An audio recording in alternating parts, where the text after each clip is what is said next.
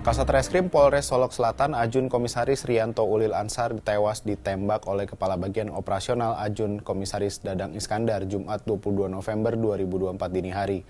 Polda Sumatera Barat mengonfirmasi kejadian meninggalnya AKP Rianto dalam tugasnya menindak aktivitas tambang galian C ilegal tersebut. Polda Sumbar telah memulai penyelidikan untuk mengungkap motif dan faktor pemicu di balik penembakan ini. Apalagi ini bukan peristiwa baru di internal kepolisian. Akibatnya kritik tajam dari publik bermunculan, khususnya terkait mekanisme pengawasan dan kontrol antar anggota. Ada apa ya dengan Polri? Peristiwa bermula dari penangkapan terduga pelaku tambang ilegal oleh tim Satreskrim Polres Solok Selatan. Ketika rombongan menuju Polres, Kasatreskrim Ajun Komisaris Rianto Ulil Ansar mendapat telepon dari Kabak Ops Ajun Komisaris Dadang Iskandar terkait penangkapan pelaku tambang itu. Setibanya di ruang Satreskrim, penyidik memeriksa terduga pelaku tambang ilegal yang mereka tangkap. Personel yang berada di ruangan itu kemudian mendengar tembakan dari luar. Ketika diperiksa, personel menemukan Kasat Reskrim terkena tembakan dan tergeletak tidak bergerak di lantai parkiran. Terdapat 2 tembakan di bagian kepala korban, yaitu pelipis kanan dan pipi kanan.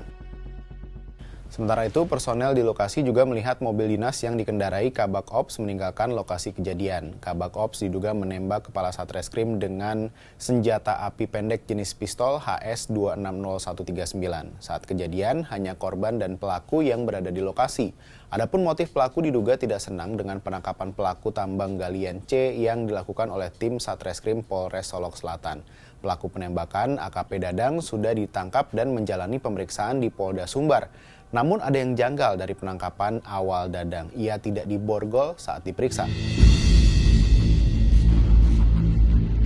Polda Sumbar pun mengungkap alasan Kabak Ops AKP Dadang Iskandar tak diborgol saat diperiksa oleh anggota Propam dalam kasus penembakan Kasatreskrim Polres Solok Selatan AKP Rianto Ulil Ansar.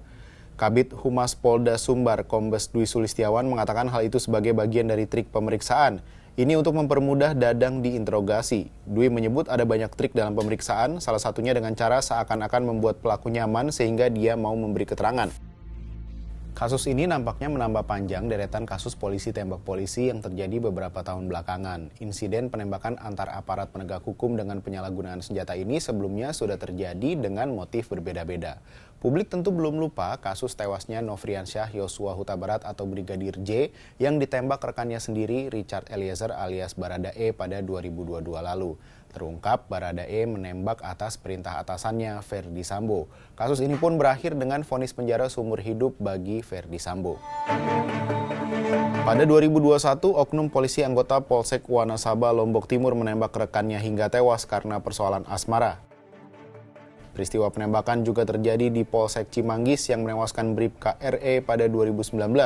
Dipicu atas tersulutnya emosi Brigadir RT karena permintaannya ditolak oleh korban. Pada 2023, Bribda IDF tewas tertembak senjata api rakitan ilegal oleh Bribda IM di Rusun Polri Cikeas, Kabupaten Bogor, Jawa Barat. Publik kini mendesak Polri lebih serius menangani konflik internal. Perbaikan sistem mutlak dilakukan, terutama dalam mencegah konflik personal yang dipicu persinggungan kepentingan yang bisa berkembang menjadi kekerasan. Kejadian ini juga menjadi pengingat perlunya reformasi struktural yang berorientasi pada peningkatan profesionalisme, pengawasan, dan penegakan disiplin di tubuh Polri. Sampai jumpa di Bahas Peristiwa berikutnya.